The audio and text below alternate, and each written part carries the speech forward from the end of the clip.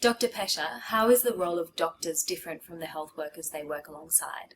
Increasingly, as we see that the health workforce is entering into special areas and the workforce is compartmentalising, it remains very, very important that there be someone to coordinate overall care.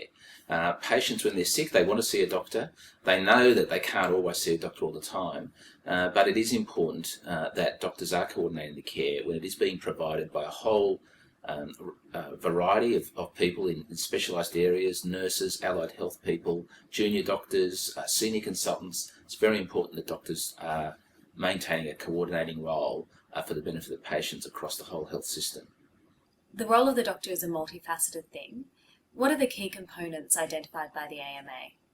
Yes, recently the AMA has put some effort into identifying the key role of the doctor in the health system.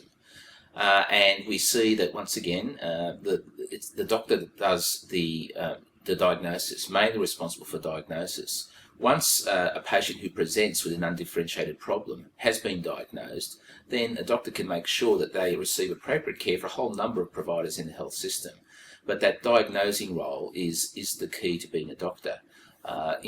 Many people can provide aspects of care, but to holistically treat a patient, to diagnose and prioritise, I think is a central role of the doctor. Once again, it is important for a doctor to be the coordinator, and I think that is something that doctors do better than anyone else in the health system. I think also doctors have the trust of the public, and people want to see a doctor when they're sick, and I think that they need to be that focal point of the patient's first interaction with the health system. During your presidency of the AMA, you've been promoting issues surrounding medical education and training. How important is the role of the doctor as a teacher? It's extremely important. There are two problems with medical training as we go through into the next decade. First of all, the numbers of students coming through and the numbers needed to provide the workforce required to provide care for our patients. But to provide training for those increased numbers, we need more and more doctors to step up and take responsibility for training our junior colleagues. This is something which I think is a traditional role of the doctor. It is one that has to be emphasised, especially when we're all very, very busy providing clinical care for our patients. But we do have to set aside the time and make as a priority a commitment to training the future generations of doctors coming through, from the point of being medical students to junior doctors in training to vocational specialist trainees. Dr. Pesce, why is the role of the doctor so important in an increasingly multidisciplinary approach to healthcare?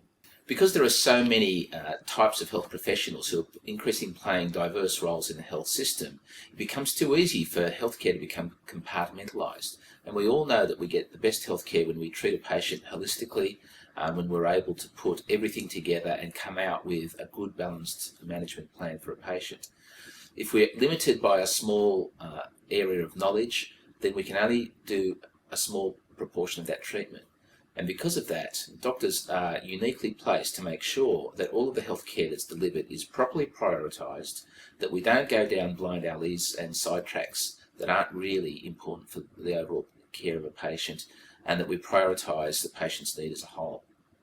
So what needs to be done to ensure that doctors continue to be involved in leadership roles? I think that from the very beginning, from the time that doctors become medical students, that they are reminded of this responsibility. If the medical profession doesn't lead the health system, then there is a great danger that healthcare becomes fragmented, loses focus on patient-centred priorities, and becomes less effective overall. It becomes wasteful, it becomes frustrating to work in the system when you have to pick up the pieces of something that hasn't been done well.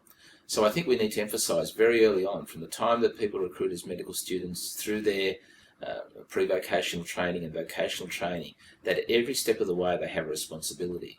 We know, for example, that often the best teaching and training that any doctor along that step of the training pathway gets is from someone who's just a little bit beyond their own position in the training system.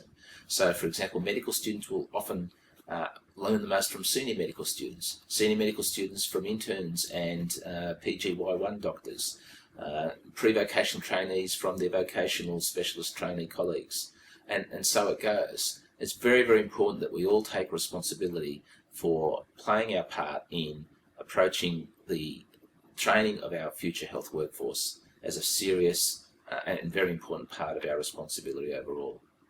So the AMA has recently released a statement on the role of the doctor. Why was it so important for the AMA to release this statement at this time? It's important to think about these things now because I think intuitively we all feel these things, but in the discourse and in the general politics of the way the health system works, it's sometimes not so easy to focus on it. Increasingly, ministers of health, senior bureaucrats, hospital administrators, they're asking us, well, what is it? What is it that doctors do that other people can't do? Why is it that we need doctors rather than nurses or midwives or other allied health professionals in these key roles in the health system?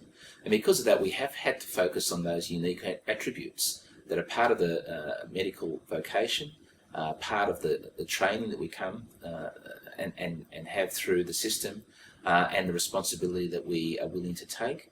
And I think that's something that it's best articulated objectively as possible. Too often our comments regarding our position in the health system are seen as self-interested.